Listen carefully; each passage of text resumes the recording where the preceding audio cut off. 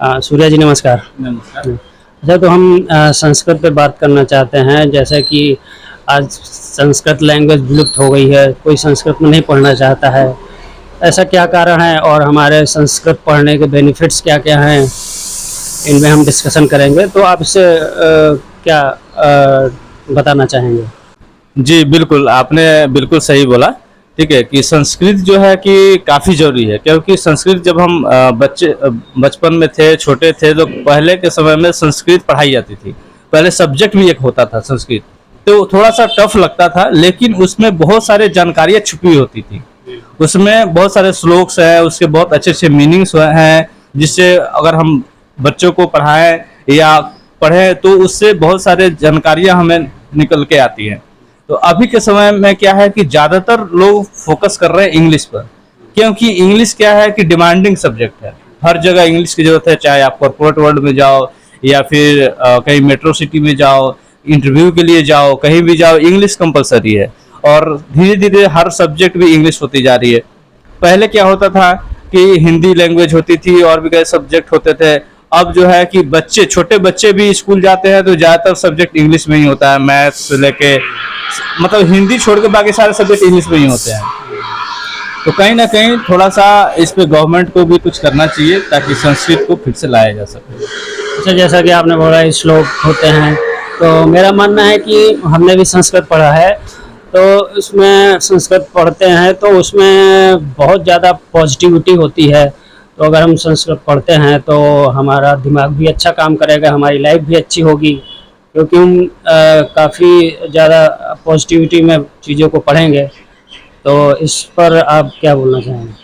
बिल्कुल सही। अगर हम अपने बच्चों को अगर स्टार्टिंग से ही संस्कृत अगर पढ़ा रहे हैं, तो कहीं ना कहीं उस संस्कृत के बहुत सारे श्लोक्स होते हैं, उसमें बहुत सारी मीनिंग होती है। जैसे आप ये मान लो कि एक तरीके से मोटिवेशनल थॉट उसमें होता है, प्रवचन टाइप के बहुत सारी जानकारियाँ छुपी होती है।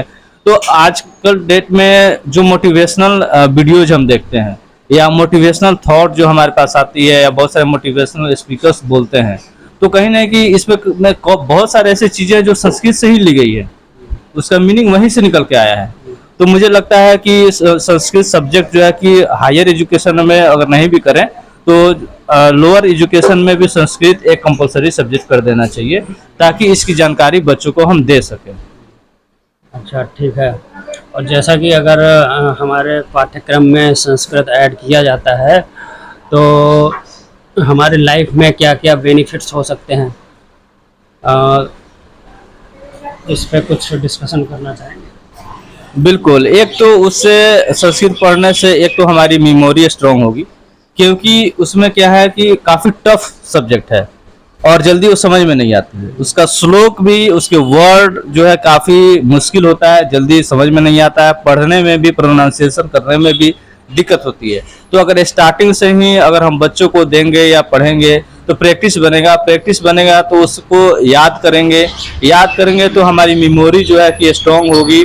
और उसकी मीनिंग समझना भी थोड़ा सा टफ होता है, लेकिन थोड़ा सा मेहनत करेंगे, बच्चों से थोड़ा सा मेहनत करवाएंगे, उनको टाइम टू टाइम टीच करेंगे, उनको समझाएंगे, उसके अर्थ समझेंगे, तो बच्चों के अंदर जो है कि जानकारियाँ होंगी, उनके अंदर ज्ञान आएगा, उनके अंदर सही चीज़ें आएंगी।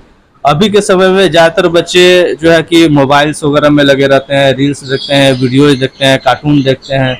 अगर संस्कृत पढ़ेंगे तो उनसे बहुत सारे जानकारी उनको मिलेगा, जो जानकारी माता पिता नहीं दे पाते हैं या बाहरी दुनिया में नहीं मिल पाता, वो चीज़ उनको सब्जेक्ट के माध्यम से मिल जाएगा। अच्छा, जैसा आपने बताया ठीक है, लेकिन कठिन तो इंग्लिश भी है, लोग बोलते हैं।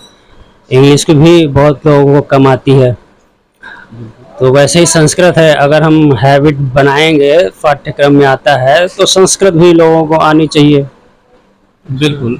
तो संस्कृत को अगर कंपलसरी सब्जेक्ट बना दिया जाए, तो कहीं ना कहीं ज़रूर बच्चे पढ़ेंगे, लोग भी पढ़ेंगे, समझेंगे भी, पेरेंट्स भी थोड़ा सा ध्यान देंगे, टीचर्स भी ध्यान देंगे।